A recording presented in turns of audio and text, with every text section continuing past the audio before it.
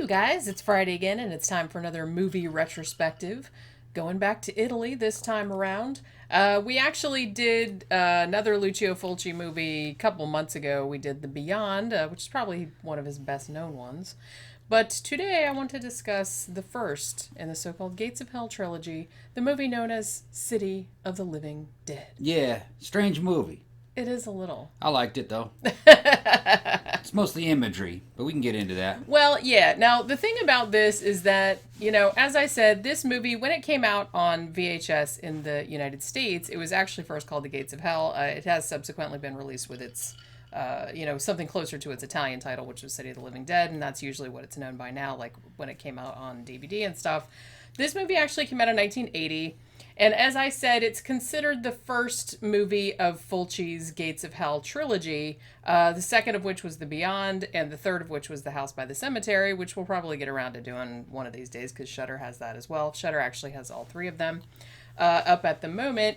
So this one is not, I feel like it's not quite as accomplished as The Beyond, and I know this is going to be very funny to those of you that are Fulci fans, but it doesn't have the narrative coherence of The Beyond, and I'm sure I'm probably the only person that's ever said that in the history of the world. I'm glad you mentioned that, because I was kind of swimming in certain areas, but I still enjoyed the movie. It looks really good, and a bunch of weird shit happens in it.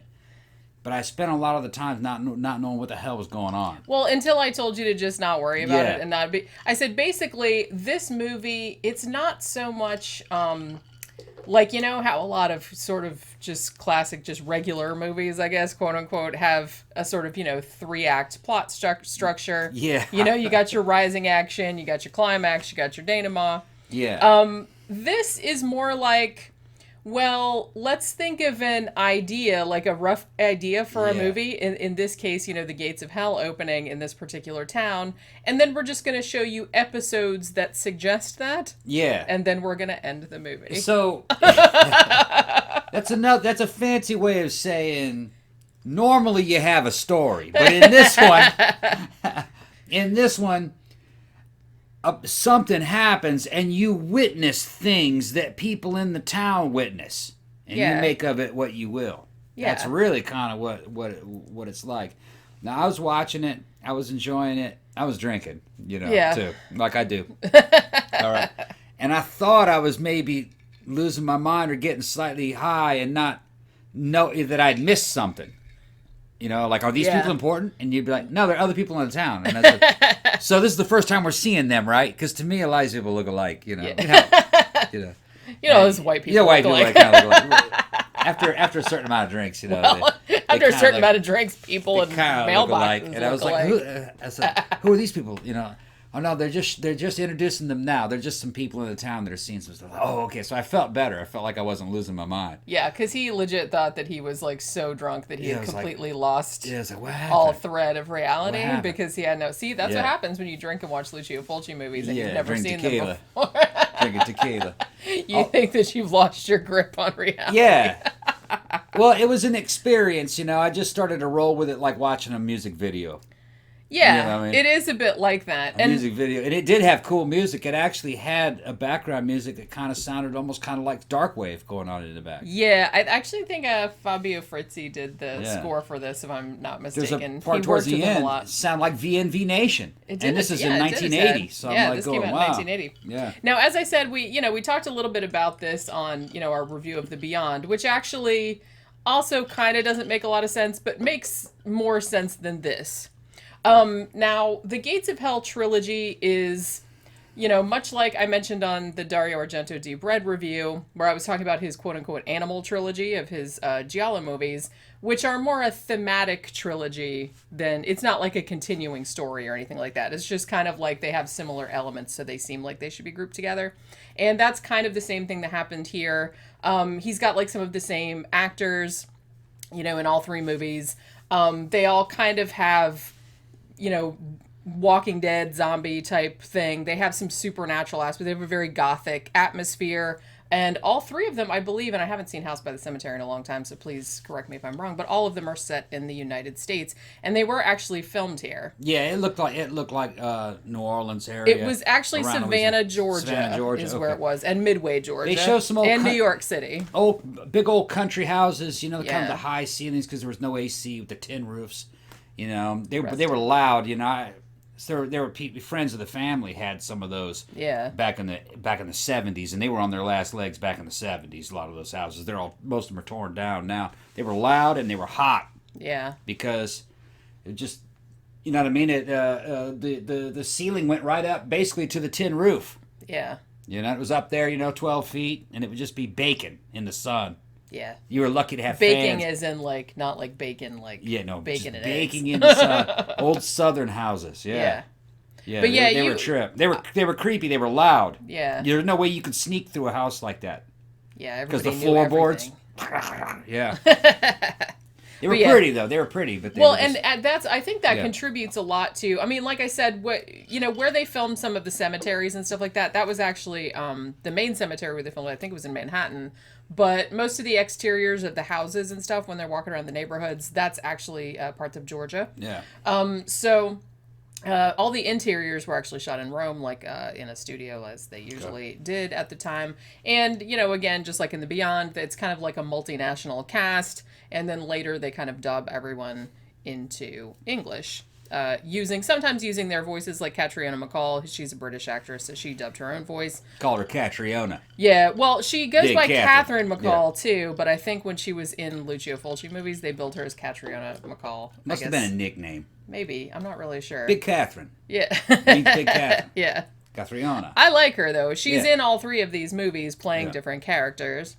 Now, in this one, this actually has a little bit, and I guess The Beyond has this too, but it has a little bit of a Lovecraft influence. You can see the inspiration. Yeah, in the sense that the thing that opens the gates of hell is this priest that hangs himself in a cemetery in a town called Dunwich, or Dunwich, if you want to be pedantic about it. Right. Which they never say is in Massachusetts, but they do say that it was built over the ruins of the original Salem, which I'm kind of like, well, is the original Salem in a different place than the actual Salem? Because that's still there. The original Salem's in the South, in Georgia? Well, yeah, but like I said, they never mentioned it's Massachusetts. But they say Salem, so I guess you're supposed to assume that it's Massachusetts, even though you can clearly tell that it's the South because of the way the houses look and stuff. They all kind of look like plantation Probably, houses. they made these movies mostly for the European market, and the Europeans at those times wouldn't know the difference between the South and the North. Well, they're just probably like, whatever. It's just like, Yeah, Americans, they all eat hamburgers. Yeah. Yeah.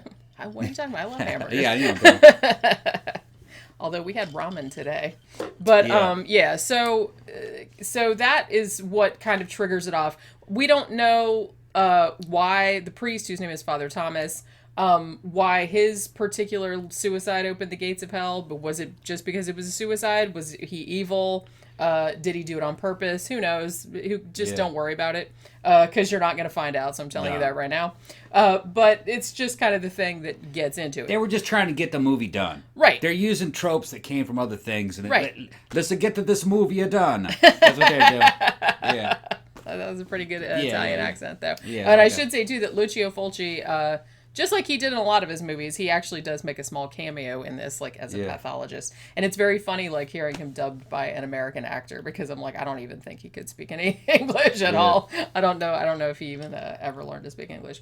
But yeah, so this town called Dunwich, and this priest hangs himself, and there's gates of hell. Now, in New York, for whatever reason, Catriona MacColl, she plays a psychic named Mary Woodhouse.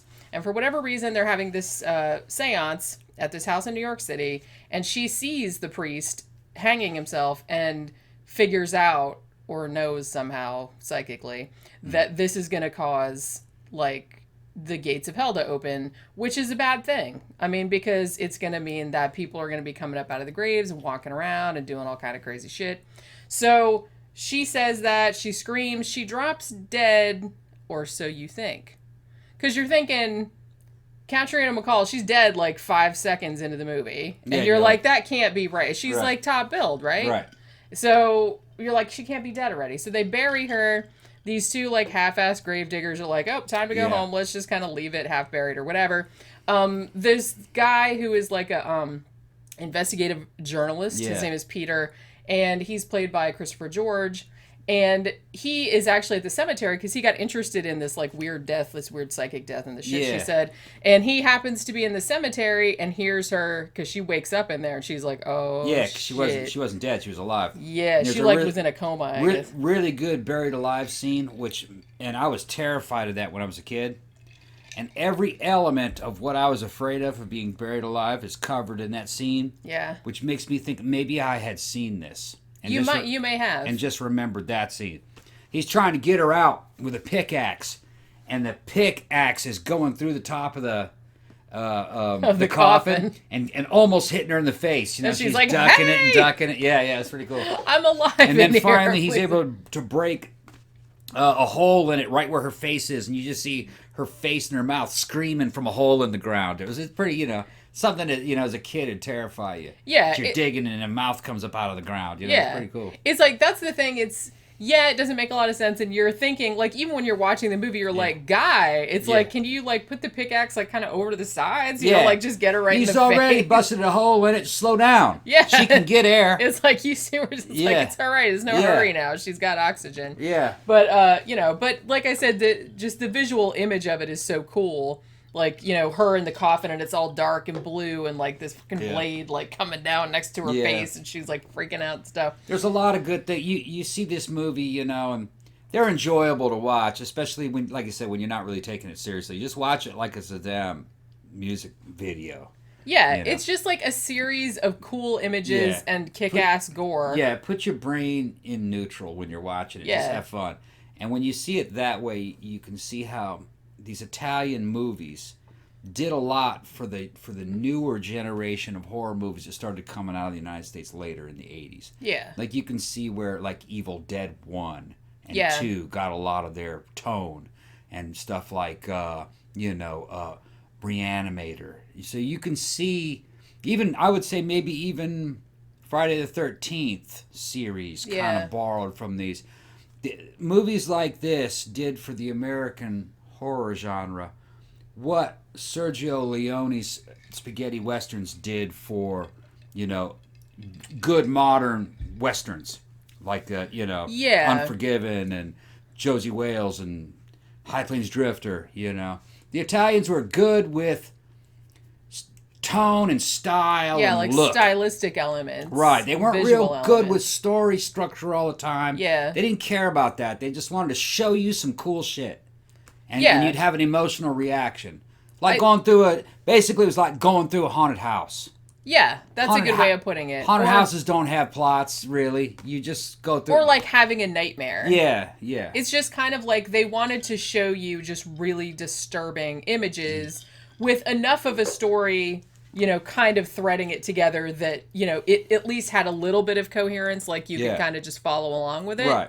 Like I said, There's just a basic outline. Yeah, it's a very basic story. Like I said, the gates of hell open, and then you just see all these scenes of mayhem and like all this crazy shit and some people over here see it, and then some people over here see it, and then some people over here see it, and you get to see what everybody sees.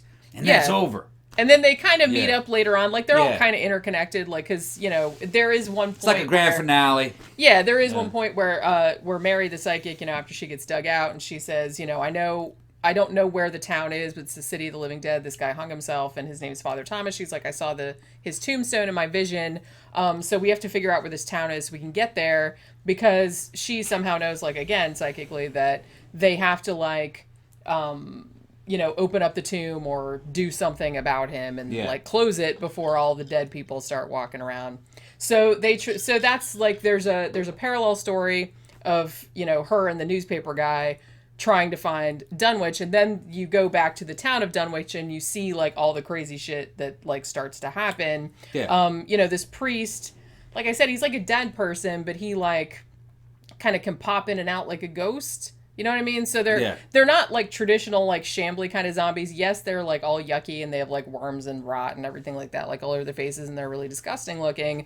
But they can kind of like bilocate and shit. So they're like supernatural zombies. Right. You know what I mean? They're like manifestations I guess you could say. Yeah. Kind of like from The Fog. Yeah. From the movie The Fog. They're like revenants. They're like revenants. More than zombies. They can be solid for a minute and then they vanish and then they come somewhere else. Yeah. Now, the thing that a lot of people really like about this movie is that, and you have to consider, this came out in 1980, and like I said, the Italians, particularly in the 70s and 80s, they were way ahead on the gore meter. Yeah. So a lot of their movies were cut in various other countries or banned. Even for the U.S. market, some of them were cut up and everything, but they had like a reputation among horror fans, in the 70s and 80s. It's like, oh, you got to see this one. This is fucking nasty shit. Because like American movies just weren't doing that level of gore at this stage. I mean, if you see fucking Cannibal Holocaust, and even if you see this, it's like, it's still pretty disgusting, like even by today's standards. Yeah. Because, there's some great scenes in this where, very famously, the one weirdo character, Bob, who has a self-inflating sex doll with a front-loaded pussy, which is very... I love that scene so much because it's just like he's in his like abandoned shack or whatever, where he lives, and he takes out his little sex doll and she's all like deflating. It's one of those old sex dolls. It's not like one of those. And he throws it and it goes, and like, you know what I mean? It gets big when you need it to, just like like on Big Man Japan. But it's like that, and it's just like. Yeah, and it didn't really explain itself. They just show you shit. That's what I mean. And it didn't need to be that way. Yeah. Like he could have inflated it, or it could have already been inflated. Yeah. But it's like they just did that because I guess they thought it was funny. The Italian scene was its own unique scene. It didn't cost them much to go to the theater. People didn't really have. I don't think televisions were super common in Italy in 1980. Maybe I imagine everybody did, but evidently people went to the theater. Like once a day.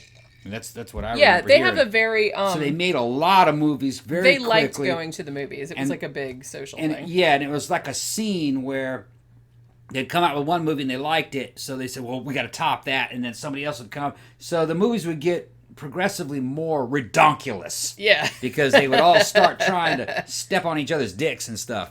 And the American crowd had no idea what the fuck's going on. They're just seeing these things in a vacuum. Yeah. So they looked quite bizarre to us. Yeah. They still do.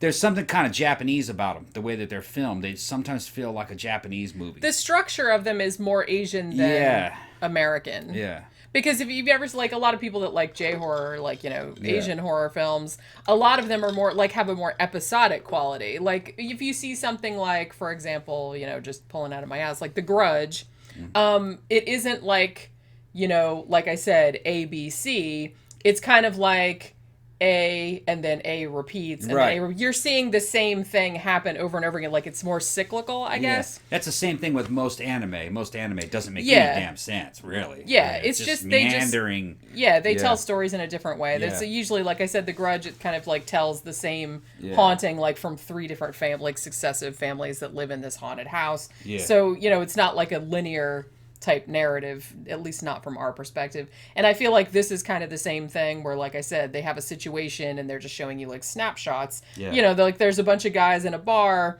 and all of a sudden the mirror breaks and then the wall cracks open. You know what I mean? It's like supernatural shit is happening and they freak out and run away.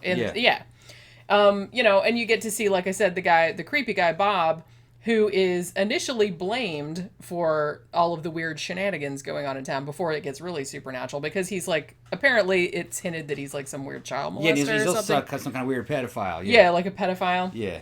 So he's kind of blamed for it. And later on, he's friends with this girl, and she's like trying to like comfort him or something, because he's like, oh, this weird shit's going on, and he saw like the priest ghost and everything like that, and her dad comes in there thinking that he's like molesting the girl, and he basically takes Bob's head and just very slowly pushes it on the drill lathe until it goes drill bit all the way. I remember I remember that scene and from a kid. It's a really good effect. Yeah, it looks like that even still. It looks like it goes right through his head. Yeah.